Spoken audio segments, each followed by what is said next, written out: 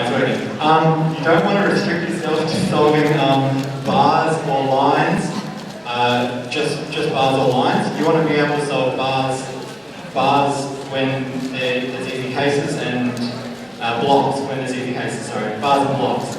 So what I mean by that is like lines by, like 1 by 5 lines versus making like the inner 3 by 3 block and then expanding on that.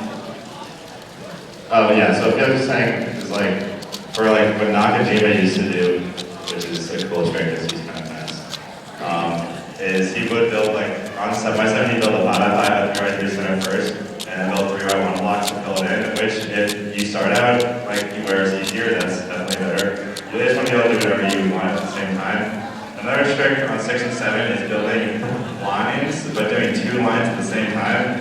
It's probably one of the hardest things to do just because it's really hard to matching up the edges with the inner edge or inner like pieces. It's kind of tricky as what's going to go where, but that's worth it because you get a lot of like 2 by 2 squares on 6 and 7, and being able to put those together is really helpful. Also on 6 and 7, because it's a big cube and you're going to get a lot of lucky stuff sometimes, just see on 6 edges a lot. It's like after you do the first center, say I did black first, and then, or white, black cube. So I do one. So say I do white first, and then I already have a blue bar made. Then while I'm building the white center, I can preserve the blue bar. I just want to make sure that the blue bar doesn't get broken up, so after I do the white center, I already keep the blue bar made. A good thing is that when you're doing your first center, you really only want to be working on your first and second center. You're going to do more than one at a time. While you're working on centers 1 and 2, if you're working on center number 2, you really only want to work on, you could work on centers 3 and 4, but you better have a really lucky case or else you're probably going to get confused and have it end up being slower. Also, on 6 and 7, the good thing, especially if you're right-handed, if you have like 2 bars that you want to save, make sure you put them together and keep them on the left side, and then only use like the wider layers to make your center bars for the center you're actually working on, so it's easier not to break them up without losing too much time. Alright, so some general tips for big cubes. For centers, first up, you want to pretty much turn as fast as you can and make sure that you don't, rephrase that. You want to turn fast as you can and keep that as a thought in your head as you're solving. Actively think that you want to turn fast, but you don't want to be thinking too much about like what moves you're doing. You want that to be sort of intuitive, and you can do that without thinking. So you can just have the thought in your head, turn fast. And edges, on the other hand, it's pretty much the opposite. Your objective for edges should be not worry about turning speeds too much, and make your goal during edges to have as few pauses as possible. So just keep on turning. Yeah, good thing about edges is you're going to be doing the flipping algorithm, which is like 8 moves a lot. And when you do that algorithm, a lot of pieces are going to come by and where you're like usually going to cube. And if you do that algorithm too fast, you're not going to be able to see any of those pieces. And some of those pieces may be pieces that you wanted to use. So you only want to do that as fast as you can to where you can still see all the pieces that are going by so you don't have to look for them again.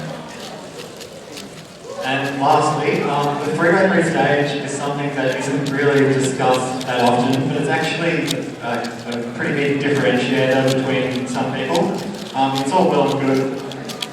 It's all well and good to do like a sub 50 reduction on 5 by 5, but if you can't back it up with at least like a sub 15 3 by 3, then it goes to waste a little bit. So even if you're averaging say like 2 minutes, you want to make sure that your 3 by 3 stage isn't too slow. So if you're able to do a fast 3 by 3 stage, it's going to put you a fair bit ahead of other people at your level. So if you take everyone else is getting like 25 seconds on 5 by 5 3 by 3 stage, and you can do a 15, well that's really helpful. In terms of practicing mid-cubes, I know what I like to do, and I think Kevin agrees. What you do, just sit down at your computer or somewhere, put on some music or a TV show, and just do constant solves. Just solve and solve and solve. So for example, we're 7 by 7 average of 12, 5 by 5 average of 25, and 6 by 6 somewhere in the middle. That's pretty much what I do. Also another thing about like the ride through stage, if you suck at your ride through like me, and we were really bad at like Feliks, we get a 50 production today, and I get a 58 on the solve, because we get to 8 single. That's just ridiculous.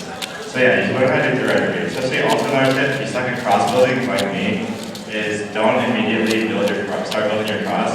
But if you like scan the cube really fast and seal your cross pieces, and you can figure out how you're going to put them all together, and a lot of times that's faster. Also, another thing is standard like algorithms, standard A firms, and some probably N firms or whatnot don't work that well on big cubes because it's hard to do like pinky and ring finger double triggers. So learning like RUF algorithms for a lot of those, and like algorithms without Y's and Y primes are really helpful to do that as well. And I had something about, oh yeah, 6x6 and 7x7. Cool trick on the last 2 edges. So with 5x5, you should learn your algorithms for your last 2 edges. So when the last 2 edges show up, you just do an algorithm and you get them solved. That's fast. There's only like 10 cases or something like that. And then on 6x6, what you can do also is if you already know your algs for 5x5, and you can similar to how like pure parity algs where you only do the inner slices, you can just do the inner slices of the parity algs and move the inners. I can't really demonstrate it right now, but if you find me later, I can show you. And it's really fast because you can do what looks like a weird last 2 edge case in one algorithm if you use the pure parity forms of the last 2 edge cases. It's kind of confusing. Oh wait, no, I'm going practicing. Do you want to be fast? Look at these eyes. They're saying, stream 1 word, practice. A lot. That's all you have to do, really. I mean, everything I've learned is from practicing, like all the tricks I just picked up. Really, I'm practicing way too much. Because, like, so, I played 6x6 before I got the what I heard is like an average of 25 like, every single day, at least. You know, like at least 25, probably closer to 30 or 40 every single day. It's like forever. That's like all I did. I only did 6x6 also. And just like so much practicing. And then you're really fast, because you do something like 10,000 times and faster. I guess that's pretty much it for our speech. We'll hand over to questions in a sec, unless Kevin has anything else to say. And also, sorry. I would like to point out the fact that I did not swear. And that's about it. We can ask questions, I guess. Anyone? Jameson.